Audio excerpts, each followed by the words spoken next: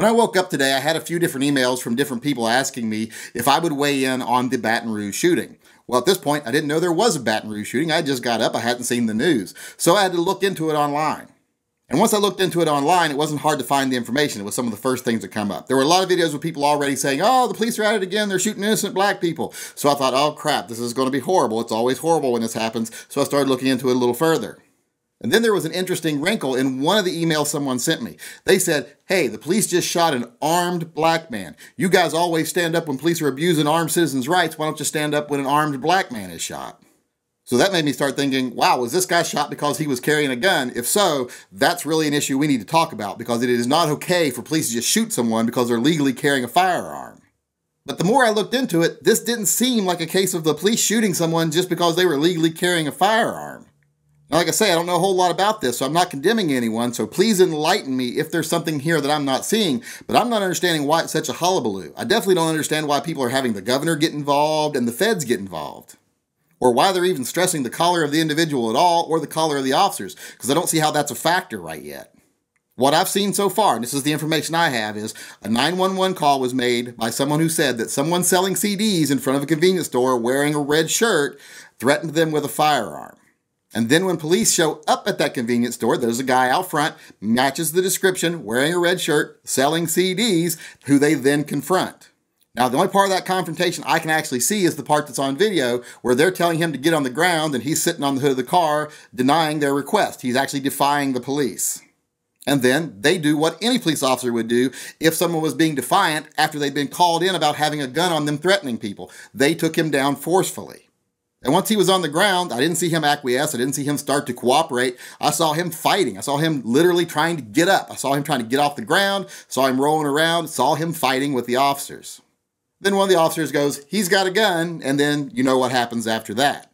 Then I saw an interview with the store owner who said, yes, he had a gun on him. Yes, he saw the gun when the police officers pulled it out of his pocket after he'd been shot. So this doesn't sound like a case of someone legally carrying a gun to me and being shot for carrying it. This sounds like someone who was called into 911 for threatening people with a firearm, who then fought with police and got shot during that struggle.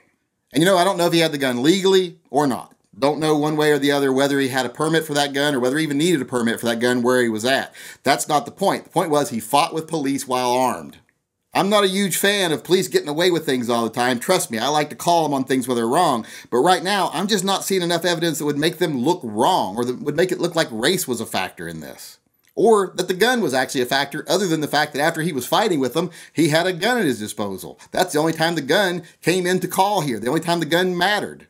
If he'd have been called in just for selling CDs, I don't think it would have went like this. But he was called in for threatening someone with a gun.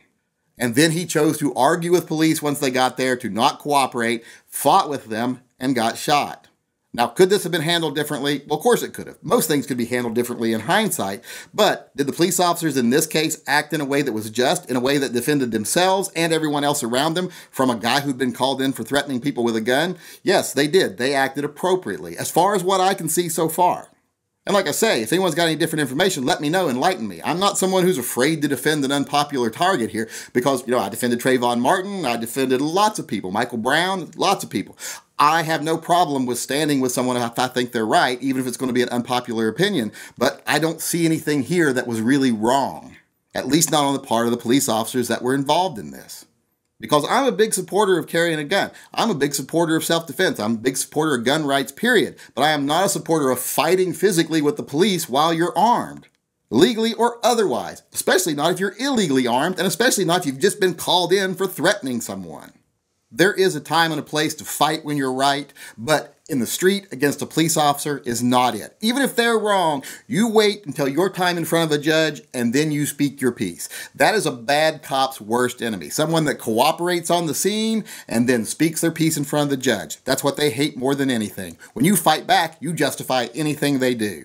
At least you justify it in the minds of anyone that sees you doing it, because all they see is someone fighting back against the police. And if you got a gun on you, they see an armed person fighting against the police. When you put a gun on your hip for any reason, self-defense, whatever, you take added responsibility to do the right thing, and fighting with the cops in the street while armed is not the right thing. Now, I will admit this is a tragedy. It's always a tragedy when someone loses their life, when someone loses a father, a son, a husband, whatever. It's always a tragedy when it could be avoided. But as of right now, I don't see this as anything other than a person who got called in for having a gun and threatening people, getting shot during a struggle with police, a mutual struggle. I don't see anything criminal on the part of the police. I don't see anything racist, and I definitely don't see anything that indicates he was shot just for having a gun.